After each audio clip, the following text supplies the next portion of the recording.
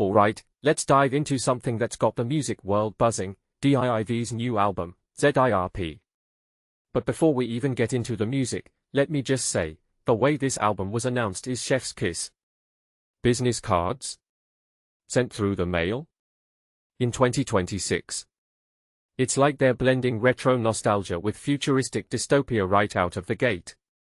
Personally, I think this kind of cryptic rollout is a statement in itself. It's not just about the music, it's about the experience, the mystery, the event. And that's something DIIV has always been great at, making you feel like you're part of something bigger than just a record. Now, let's talk about the title, ZIRP. Zero interest rate policies? Really? At first glance, it feels like a weird flex, but if you take a step back and think about it, it's actually genius. The album is named after the economic policies that shaped our world into this hyper-capitalist, startup-obsessed, algorithm-driven nightmare. What many people don't realize is that DIIV isn't just making music here, they're making a statement about the times we live in. The fact that they're calling it the new alternative? That's bold. It's like they're saying, hey, we're not just another band, we're a genre unto ourselves. And honestly, I'm here for it.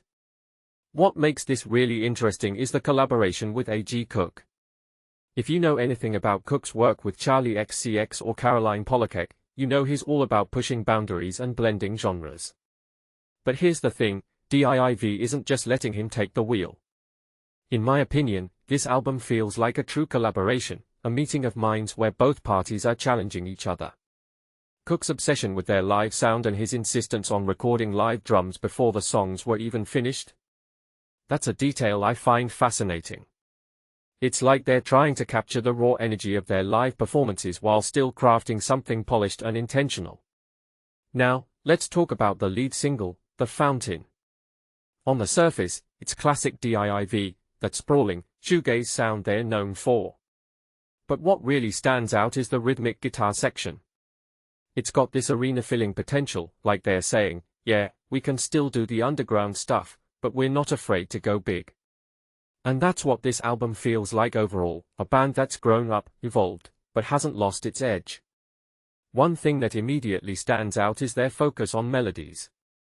It's almost like they're saying, we've mastered the noise, now let's master the hoax. And honestly, it works. But here's the bigger question this album raises, what does it mean to grow up in a world that's constantly trying to keep you young, dumb, and streaming? DIIV's been around for a while now, and this album feels like their most mature work yet. It's not just about the music, it's about the message. Themes like societal breakdown, the endless hamster wheel of streaming, and the absurdity of VC-funded art. They're weaving these heavy ideas into pop songs that are somehow still fun. That's a tightrope walk, and I think they've pulled it off. From my perspective, ZIRP is more than just an album, it's a commentary on where we are as a culture. It's about the tension between art and commerce, between staying true to yourself and wanting to reach a wider audience. And that's what makes it so compelling. It's not just music for the sake of music, it's music with a purpose. What this really suggests is that DIIV isn't just reacting to the world around them, they are trying to shape it. So, here's my closing thought, in a world where everything feels optimized, algorithmically perfected, and endlessly remixed, ZIRP feels like a rebellion. It's messy, it's ambitious, and it's unapologetically human. Personally, I think that's exactly what we need right now. So, are you ready to glow up with DIIV? Because I sure as hell am. Let me know what you think in the comments. Is ZIRP the album of the year, or is it just another drop in the streaming ocean? Let's chat.